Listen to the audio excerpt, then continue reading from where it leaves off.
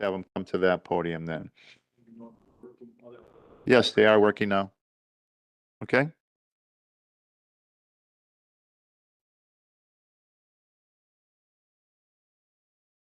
Perfect. Thank you. All right. If there is anyone that is joining us tonight in our audience that would like to come forward to speak for or against the two areas of this public hearing, one would be the application to rezone the property, and number two would be the conditional use permit. Anyone wishing to come forward to speak for or against? One more time, is there anyone within our audience that would like to speak for or against the rezoning application from M1 Limited Industrial Zoning to the B5 Highway Business Zoning District, or to speak for or against the conditional use permit to allow motor vehicle sales and service? One last time, anyone wishing to come forward to speak for or against? And this public hearing is now closed. That would then take us to the action part of new business, item A. Commissioners, you have more to present? Director Retzela. Yes, when it's appropriate, I do want to talk about the conditions, specifically number 5, that addresses the non-conforming billboards. Okay. Start with the motion to approve the rezoning of 15.85 acres from the M1 Limited Industrial to the B5 Highway Business as presented. Second. Motion made and seconded. Discussion on the motion to approve. Mr. Leshevsky. Director Retzloff, could you elaborate a bit on the access potential issues with the ingress and egress on the site being too close to the intersection and such? I didn't quite follow that, at least. Okay. Right now, the property is served by one driveway up the far north. And the proximity of that driveway to the intersection is very awkward in terms of its geometrics and configuration, and the angles that trucks need to turn. If they were heading eastbound to southbound to get into the site, they basically have to do, was it 360 to get in there? And the ability to do so is compromised given the curbing. In fact, we've already had to tear out and reconstruct the intersection because of some damage to curbing caused by trucks turning into the site destined for the storage facility. And so going forward, given the amount of truck and the type of truck traffic destined to the truck country, the staff recommendation at this point is to not allow that driveway to be used for access purposes, short of there being some sort of traffic study that supports that it can be used in a safe and efficient manner. And that's one of the requirements. But as was stated, I believe the intention is to use the southerly driveway access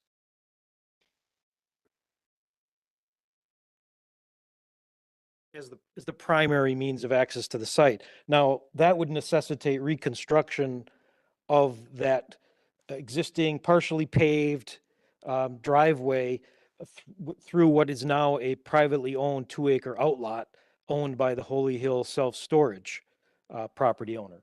They have, between the current property owner of I'll call it the truck country property, and the Holy Hill Self-Storage, there are some easements that grant each other the ability to use that 2 acres outlot for access purposes to their site. The terms of that are still, at least in my mind's eye and the village attorneys, we don't understand all of what is allowed under the terms of those easements in terms of who constructs that driveway, who's responsible, who has approval authority over it, that sort of thing. With that said, we all know at this point in time that the village has intentions of converting that 2-acre outlot into a frontage road as part of the overall plan to construct a frontage road from Rockfield to Holy Hill, from Holy Hill across the railroad down to Freistadt Road to serve future development in both the Holy Hill Gateway and the Freistadt districts. So there's that sort of overlying all of that.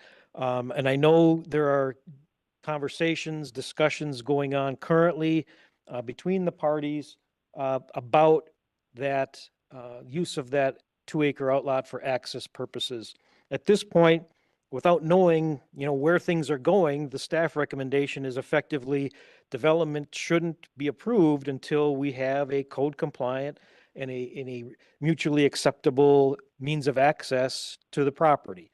And so I think Truck Country is working diligently, and Holy Hills Self-Storage is cooperating. I know we've had discussions with both parties to try and come up with a mutually acceptable alternative or solution to the access situation. Whether that eventually is a private driveway or a future public road that's constructed, that remains to be seen. Ideally, it would be nice if we constructed one road one time that ideally would serve everybody's needs. And in my opinion, that would be a public street in a public right of way. How we get from here to there remains to be seen, but there are discussions going on as we speak. That road that you pointed out, north-south road on the easterly boundary of the property, so that would continue to the south? Yes, it would continue all the way to the railroad. And there's wetlands down there or something, right? Or, There are some wetlands, certainly on this property, as you can see on the concept plan, that extend into that 2-acre outlot.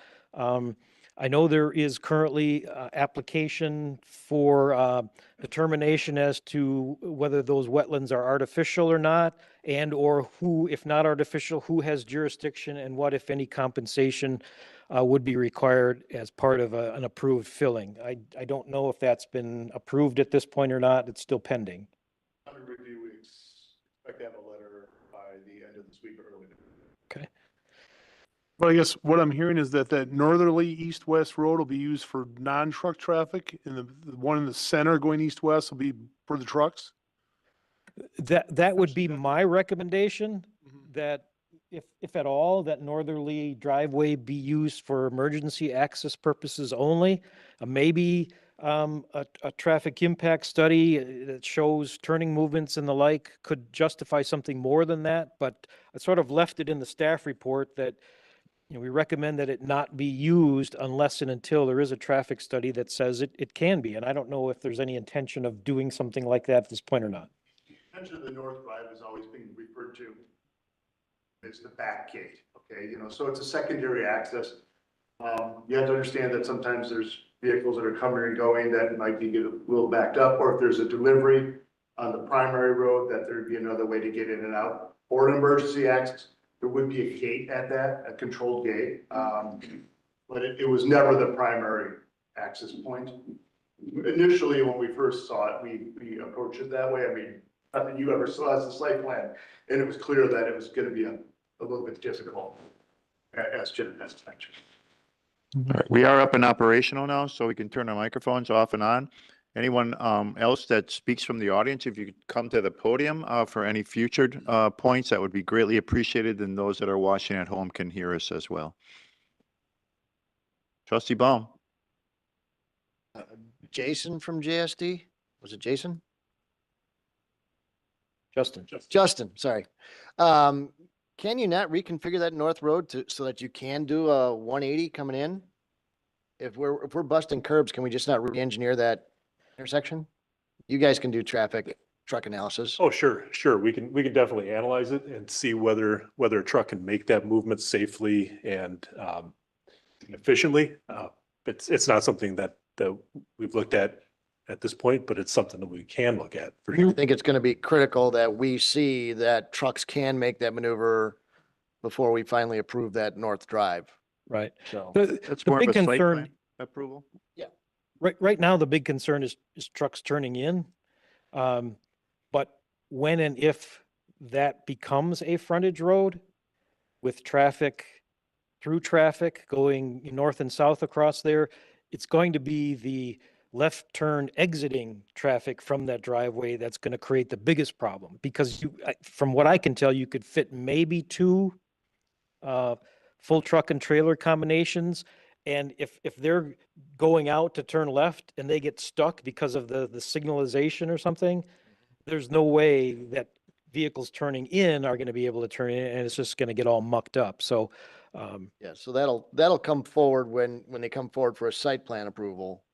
I'm just requesting that they analyze that and bring information to us, Sure. because absolutely. that will be a key component for Okay. us to review. all right.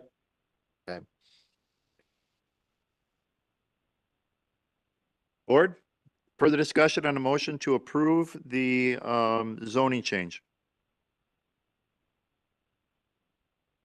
No further discussion? All those in favor, please say aye. Aye. Aye. Opposed? None opposed? Motion carries. Next motion.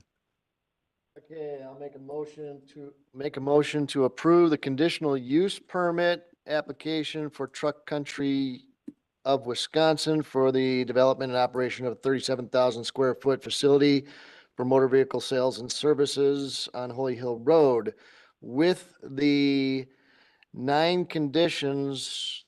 However, we want to talk about condition number 5. Yeah, I'd like to bring up condition number 5. Okay, that's my motion. Motion made and seconded. Discussion. Planner Retzloff? My original staff report that I presented to the village attorney prior to publishing contained a requirement that the billboards be removed. He flagged that as a potential problem, not knowing what the lease arrangements are and that sort of thing. I pointed out, as I have in the staff report, that the billboards are a non-conforming use in the village of Germantown. And frankly, it's been my hope for the last 17 years to try and reduce the number of billboards where, if and when we can.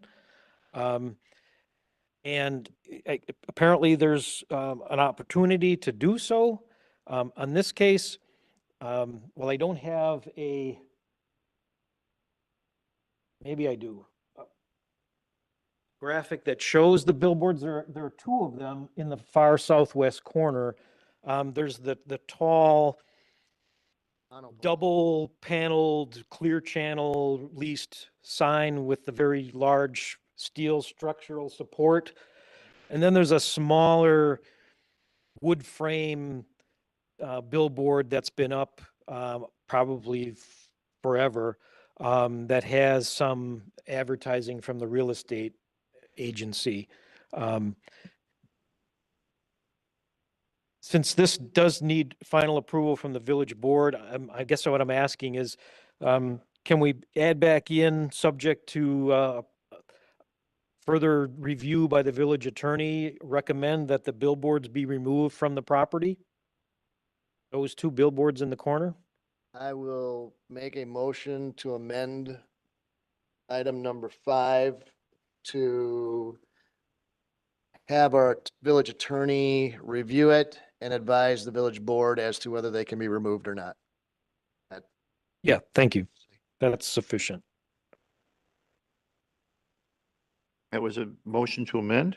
Yes. All right, we have a motion to amend and a second. Any discussion on that motion to amend? Again, that's coming from my recommendation. I don't know, we haven't discussed billboards for quite some time at the plan commission level. Other than the fact that they're non-conforming uses and we don't allow off premises signage. I will say from my perspective, there are several along 41 that are eyesores at best. They're run down, they're rickety, they look like they're gonna fall down in a good wind. If we could have modern billboards up there, they're stable and clean and look good, then I might consider it, but for right now, I'd say yes, let's move down the road of getting rid of them. I don't think these are in the best, either of those are in the best shape. Mr. Lashesky? I'm sorry, can you repeat the motion to amend? Motion to amend was to have the village attorney review it with the village board to determine whether we are allowed to ask for them to be removed. So is that replacing number 5 or is that an addition to number In 5? addition to number 5. So if the village attorney says we have no legal right to have them removed, in theory, the owner could work with the applicant as a condition to just have them essentially like we have them here, sunsetted, so to speak, in which case removal would be the best option. Correct. Okay. Further discussion? I would just simply add that we do have provision in the zoning code for signage for properties along the highway. A highway interchange overlay district does allow signage, particularly for properties like this that are down below the grade of the adjacent roadways. For example, the gasoline station just to the north has a code compliant sign, but it's a sign that's intended to advertise the business from the property upon which it's located, not to advertise in a large 40 by 80 fashion businesses elsewhere outside, in some cases, the village of Germantown. I think I would be more accommodating to a pylon sign geared towards the new business because the southbound traffic isn't going to see it until they pass it. So if you had a pylon sign out there for them, for that purpose, I could see putting that up, but I would like this tenant to have the opportunity to have visibility from southbound Right. traffic. Further discussion on the motion to amend? No further discussion? All those in favor, please say aye. Aye. Aye. Opposed? None opposed. Motion carries. Back to the motion as amended. Further discussion? That would be for the conditional use permit with the amendment that we just passed. No further discussion? All those in favor, please say aye. Aye. Opposed? None opposed. Motion carries. Thank you all for coming. Appreciate it. Next item under new business is item B. Fabrizio Montermini, agent for Sentinel Germantown LLC, property owner located at West 180 North 11070 River Lane, 2-lot certified survey map application to divide a 14.7 acre property and create a 5.6 acre parcel. That's on tonight's agenda for action. Give us more information, background on this new business item. We'll turn the meeting over again to our Community Development Director, Jeff Retzloff. Thank you, Mr. Chairman. As you indicated, we have a 2-lot CSM proposed by Sentinel. Property owner that leases the property to Aurora for the Aurora Germantown Health Center, located on what would be Lot 1 of the proposed CSM. Lot 2 is the 5.5 acre undeveloped portion to the east of the stormwater basin as shown on the aerial photograph. The proposal again to create 2 lots, 9.1 acres that would contain the Aurora Health Center and 5.6 acres undeveloped to be made available for future development. There is no specific development proposal at this time other than to divide the property, the excess property, if you will, for the property owner. The CSM is shown here. And as indicated in the staff report, the biggest concern has to deal with access. As proposed, Lot 2 does not currently have frontage on a public or private right-of-way. The only means of access that could be gained currently would be by way of the parking lot on Lot 1. And staff discussed the possibility of a cross-access easement across Lot 1 to serve Lot 2. However, in a conversation with Fabrizio representing the property owner just before we met this evening, he indicated to me that their lease agreement with Aurora prohibits them from providing access across the Aurora property to any adjoining property. So he's requesting that staff recommendation that there be a legitimate cross-access easement created for purposes of accessing Lot 2.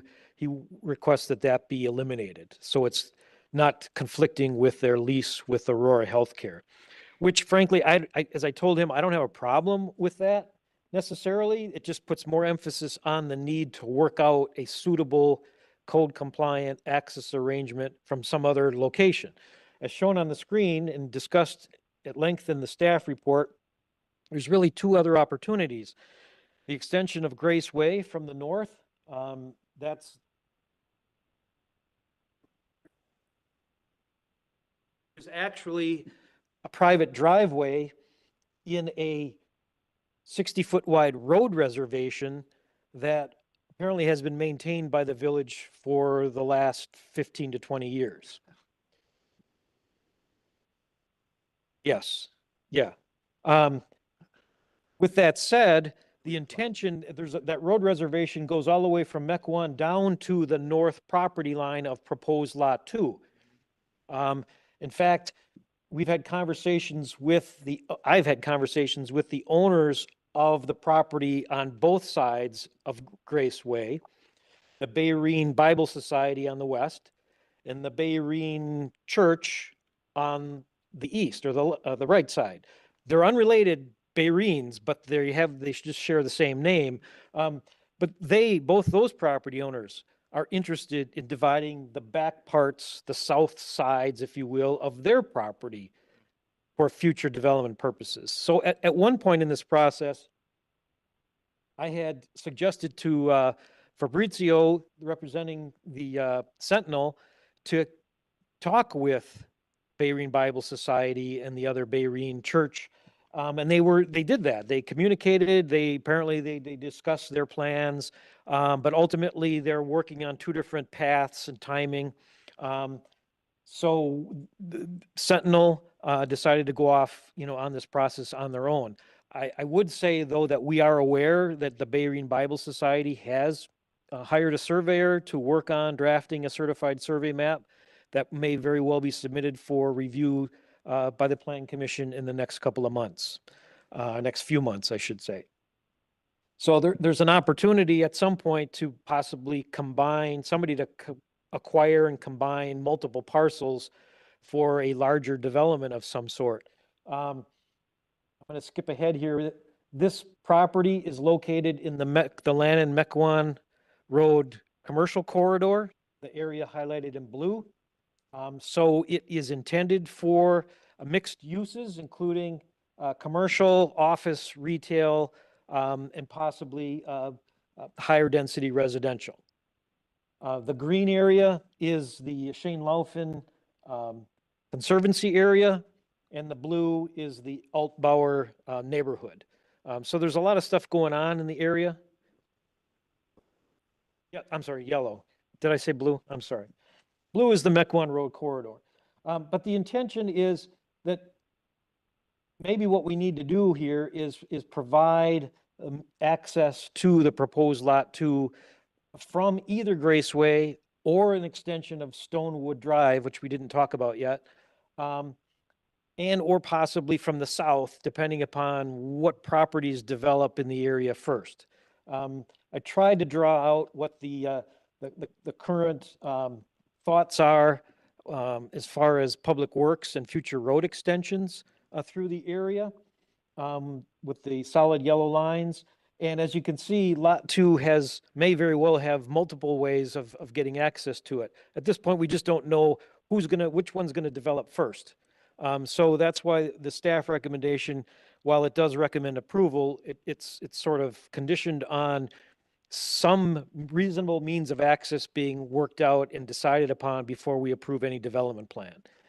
Frankly, it could be that Lot 2 develops as some sort of an office type building that may warrant not extending Grace Way south of Lot 2 to serve other land. And maybe just tying it back into Stonewood along the northeast corner of the property makes some sense. Stonewood, unlike Grace Way, is a public road. It's ends in a cul-de-sac, but there is another 60-foot road reservation off of it, north of the daycare center, located here, for the possibility of future extension to the west. So that's the second access alternative, albeit undeveloped at this point, that could serve development on Lot 2. It could be that Lot 2 is proposed for something very low in terms of traffic volume, intensity, and maybe only warrants one means of access and not necessarily two. Or maybe it ends up being a higher density commercial mixed use, part of a mixed use project with a higher density residential, maybe some commercial, and where it might warrant access coming from all three directions, from the north, from the east, and from the south, all of which remains to be seen.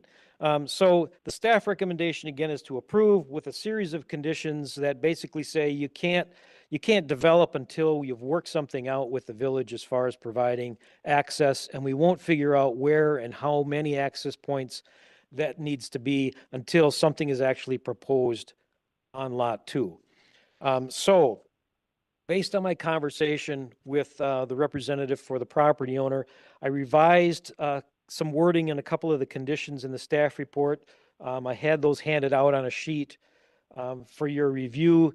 That the revised sheet reflects the staff recommendation at this point to approve the CSM with 5 conditions as revised in that sheet dated 12/11/23.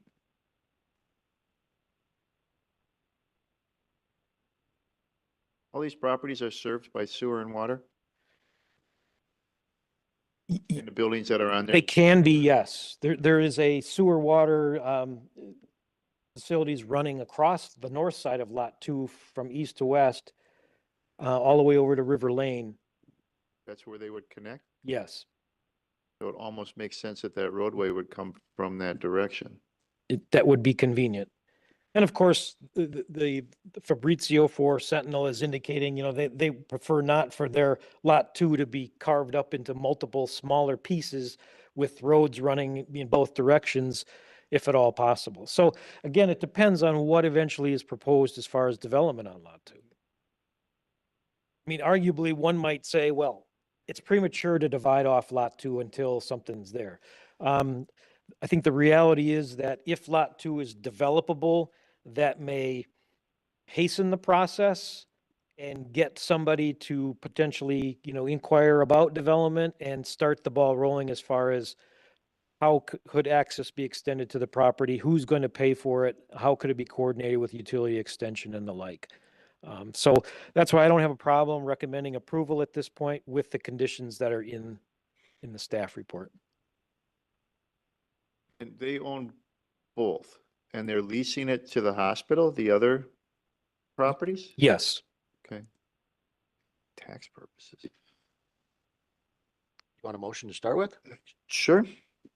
All right, I'll start by making a motion to approve the certified survey map for Sentinel to Germantown with the 5 conditions as revised in the handout given to us. Motion made and seconded. Any discussion on the motion to approve? Yes. Trustee Baum, I can defer Oh. to my colleague. Commissioner Shedid. It's not about a sign. It's good. Just to clear it up, Grace Way is in no way owned by the village of Germantown, correct?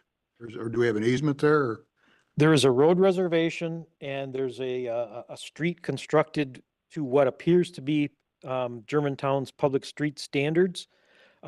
Leading up to this item and reviewing this with the Public Works staff and the village attorney, the conclusion was that the village should proceed separate from necessarily this process, but should proceed with the steps to accept that road reservation for Grace Way and for the possible extension of Stonewood. Well, that wouldn't require like an expenditure on the part of the village to buy land or anything. It's already reserved for that It's purpose. already reserved, according to the village attorney. It's a process of drafting some ordinance or resolution or something that gets recorded, reviewed and approved by the village board, probably subject to review by the Public Works Committee first, and then to the village board for final action. I'm not sure what notifications are all required. It may be something very similar to when we give back right of way when we vacate to notify the adjoining property owners with a certain number of days in advance of what's going to happen, so they have an opportunity to comment. But if for those of you who were here at the time, while it doesn't show on this particular graphic, the daycare, the Momentum Daycare Center, when that was developed, it was developed with that 60-foot road reservation in mind, and the parking lot was skewed and the building further to the south on the site, to not encroach into or impede the ability for the road to be constructed and the Momentum Daycare's parking lot slightly tweaked to access that extension and not the end of the cul-de-sac bulb as it currently does. Okay. I also was gonna say, I agree with the idea that option one is not a clean solution to access through the parking lot of the Aurora Healthcare Center. I like the fact that we're gonna eliminate that. That's it. Thank you. Trustee Baum? What I'm troubled with is every scenario you presented requires somebody else to participate. If I break off lot 2. Is that correct? Even if I come off of Stonewood Drive, somebody owns that access point. Correct? Well, no. If the village proceeds with what the attorney is recommending, that the village accept the road reservation for Graceway all the way down to lot 2, and accept the road reservation from the end of the Stonewood cul-de-sac westerly to the east edge of lot 2, then there would be public right-of-way available. Then it would just simply be a question of who builds the road. Is it the village or is it the developer of lot 2? Okay. Then those two, we just need to process some paperwork. Anything coming from the south really does require somebody else to participate. That is true.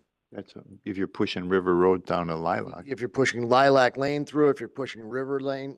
Well, River Lilac Lane through. goes through to Maple.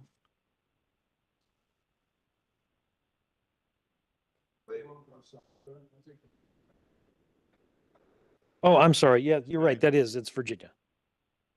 So confused. Lilac is. Lilac is the below. next one down. It's Okay. the very lowest road. Okay, so, but you gotta go through somebody's farm field to push Virginia Road through.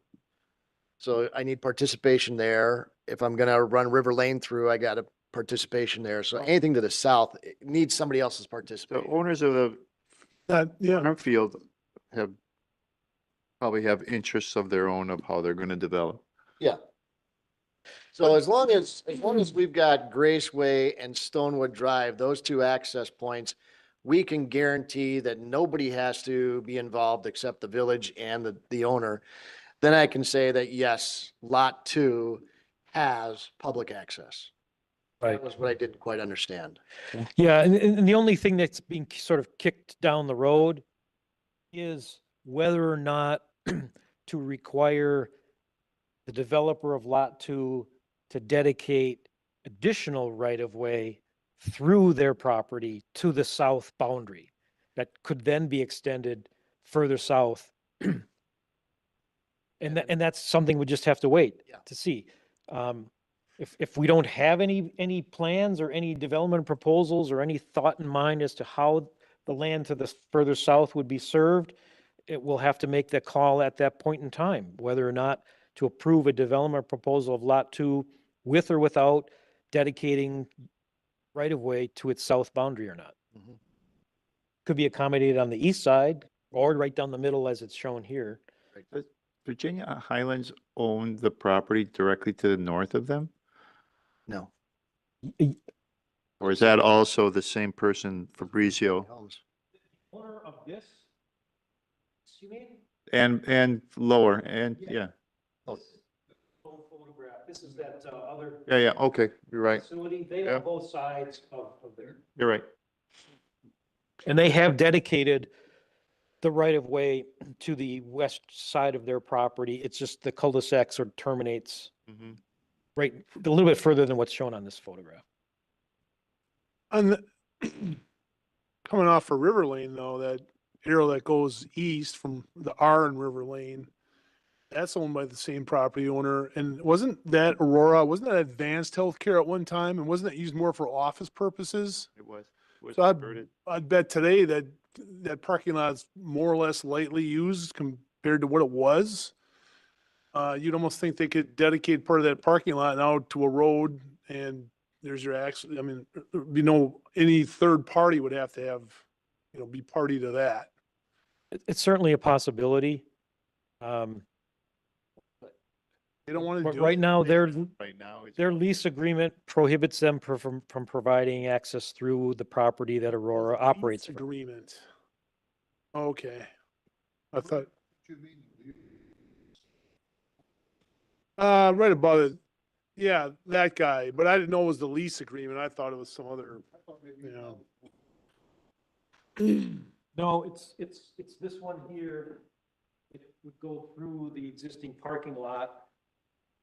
It could provide access. It wouldn't be suitable for most types of development of Lot 2, but we don't know what Lot 2 is going to develop as, so.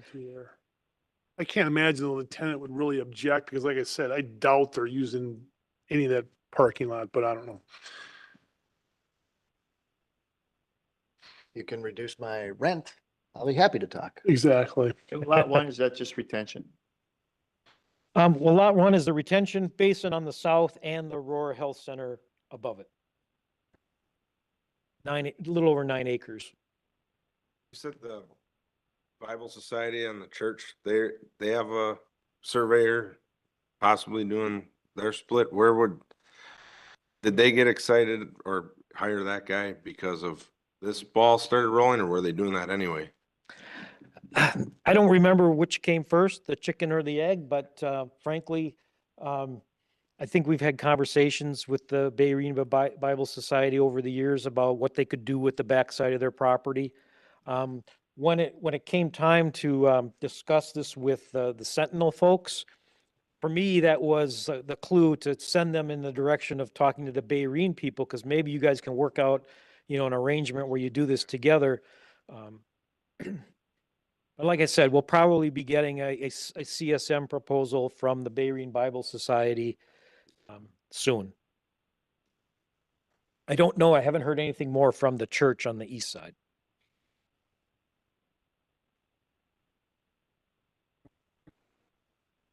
Actually, when you said you have 5 conditions, you really only have 4, right? 3 is out, so that becomes 4 becomes 3 and 5 becomes 4.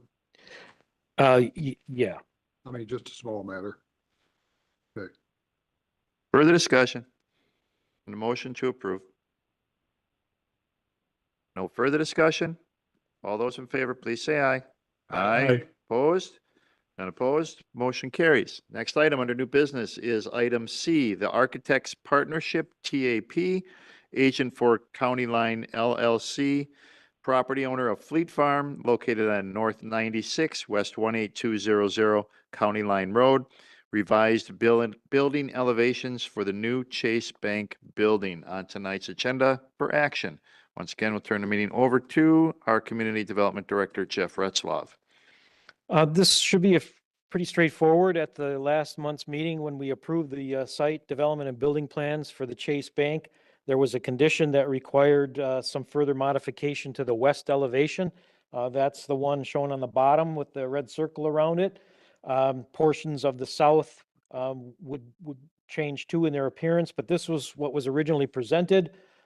Staff concern that I presume was supported by the Plan Commission was that elevation is pretty bland and it needs some work. The proposed elevation includes some change in color and material, some additional brickwork, and then also those electrical panel things in the lower right corner of the wall or the elevation have been shown as hidden by some, whatever you'd call it, some sort of enclosure. So that's what's presented and that's what's before you. It was required to come back to the Plan Commission for review. We have a representative here for Chase Bank. Do you want to explain in any further detail what is proposed? Okay. Actually, I'm the project manager for TAP. And, thank you for the opportunity. The initial discussion was that the cast stone was a little too blank. Mhm. And so we did introduce the midnight interstate brick. We're coming up about 14 feet, about 30 feet wide. And then what we're doing is we're using a mechanical screening to screen off the electrical gear. That will be just about 6 foot high. So on all sides, that's on the south side of the building and from the west side of the building. And then from the north side of the building, that screen will properly hide off this electrical gear. Our goal is that the color of the gear, the mechanical screening, which will be just slats, will be able to match the same color as the midnight brick. And so that's the intent for this bank. Okay. Commissioners, questions? Tarantino. Is there any dimension to those two colors or is it still flat? Well, because of the stone and the cast stone and the brick, there's a little indent. That's the first thing. But because of the perception, which is the visual impression being done by the two different shades of color, you will see it like that. The first intent was to bring out a portion of the building out, but it's the back of the house for the property. That's just our restrooms, our data room, and then the equipment area that we have, janitor closet and so on. And so what we did was rather with the facing, we have a little bit niched in there. So that's already an indent. And then the color change of the brickwork. Essentially, no. There's ½ inch to an inch. What were you saying last time? What I was saying is you could put a 3 5/8, a 6 inch, an 8 inch stud in there and build that wall out to a significant distance. That'll put a shadow line on there. You could put a cap on top of that. So you can not change the main wall, but fur it out Yeah. for a second wall. So you can give it actual true depth.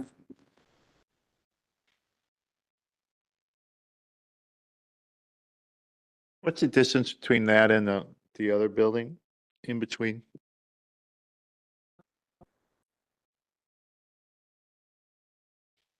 Those intervening parking stalls, Mm-hmm. it could easily be 75 to 100 feet. There's some landscaping in there as well? Yes, I don't have it with me, but there's a significant amount of landscape proposed along that common property line with the crossroads or Cornerstone Commercial Retail. I'm fine with it. It's enough. It's a change. As he said, they have no reason to build those rooms out. They're utility rooms. I didn't approve it last time. I'm not gonna approve it this time. You want me to make the motion? I'll make the motion. Go ahead. I'll make the motion to approve the revisions as presented to honor the one condition as indicated on the plan, on the staff report. Motion made and seconded. Discussion. No further discussion? All those in favor, please say aye. Aye. Opposed? One opposed? Motion carried. Very much, sir. Thank you, sir, for coming. We appreciate it very much. I appreciate you too. Thank you so much. Next item on the agenda is citizen input and public appearance. Is there anyone within our audience or joining us via WebEx that would like to participate in citizen input or public appearance? You're welcome to do so at this time. All I would ask is you either come to the podium and state your name and your address, or make your wishes known to the moderator of WebEx so that we can bring you forward. Is there anyone wishing to come forward for citizen input and public appearance? Person. Jesse. Jesse. But they're not raising their hand or anything? Okay. Then the next item is announcements. Does anybody have any announcements they'd like to make? Did you have your craft show already? Okay, then never mind. If there's no announcements, we can be adjourned. Thank you all for coming tonight. Thank you all for watching, and have a good night.